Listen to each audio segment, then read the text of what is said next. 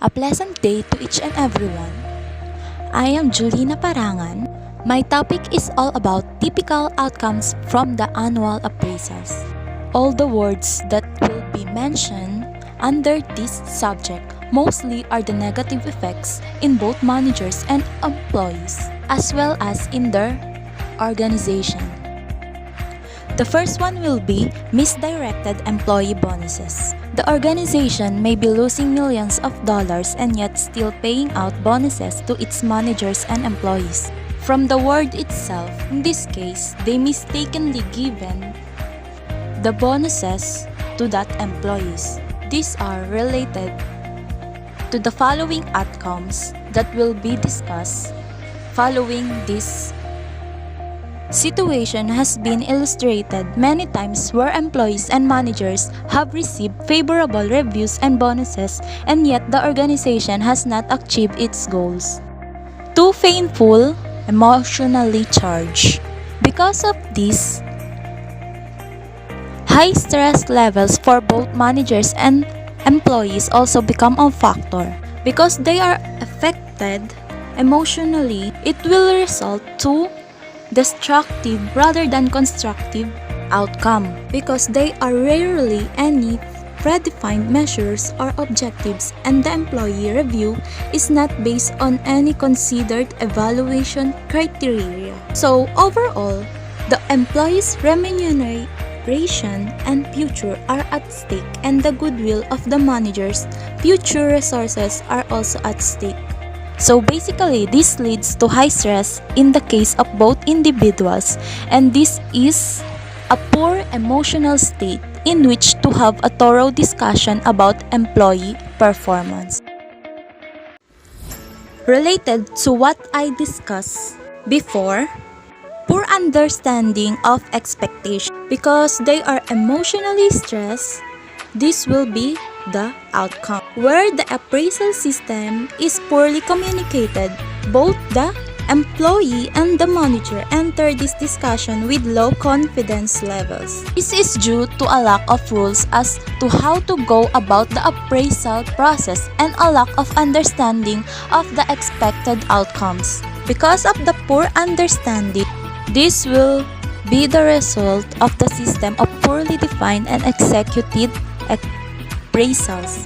So, as this process is infrequent, it is viewed by the employee as an opportunity to discuss remuneration, promotion prospects, and other issues related to the employee.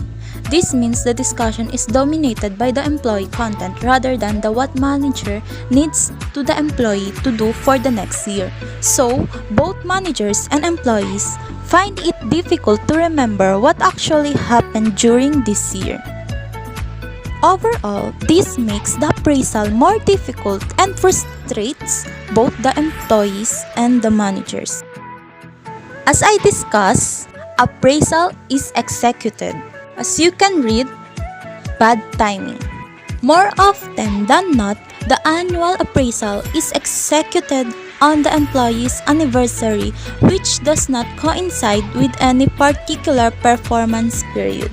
Given that most appraisal systems are not automated, there is poor reporting and therefore low visibility as to who did or did not achieve their objectives. So basically, they are saying that they gave it at the wrong time. Next is subjective manager opinion. So who do you think decides for all of this situation? As an employee, you are wholly dependent on the manager's highly subjective opinion. The CEO or other executive management does not have a clear vision as to who achieved their objectives and who did not. The outcome for the CEO is that they do not have the ability to see failure as it occurring. Instead, they see failure after the fact and radical adjustments are then required to repair the situation. It means they must have solution before the problems come. So, for the line manager is that they have additional pressure applied to them to fix a problem which has become a major issue and which could have been otherwise identified and fixed in a very timely fashion. Employee performance not aligned to promotion. Given that most appraisal systems are manual and on paper, the data arising from an excellent performance typically does not find its way into the succession planning process. Employees are therefore often disillusioned to find that they have been passed over for further development or a so-called promotion when they have performed strongly for several years. Given that annual appraisals are only conducted once yearly, most line managers only seriously think and plans once a year. The result will be poor development opportunities.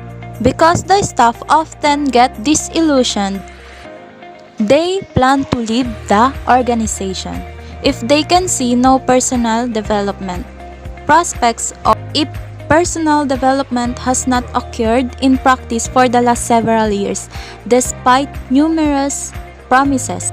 This is a primary cause for employees leaving the organization. Most appraisal systems do not feature a competency assessment or an active development plan that the both employee and manager have mutually agreed to. It means they promise promotion to that employees, but they did not make it happen. Lastly, no consequence for non-participation. Employees learn that there is no consequence to not being reviewed. They lose faith in management and invariably look for somewhere else to work. As we all know, most appraisal systems are manual. Reporting is weak and therefore compliance reporting is not visible. This means that managers learn that they do not have to perform reviews and therefore they don't do it because there is no negative consequence for them.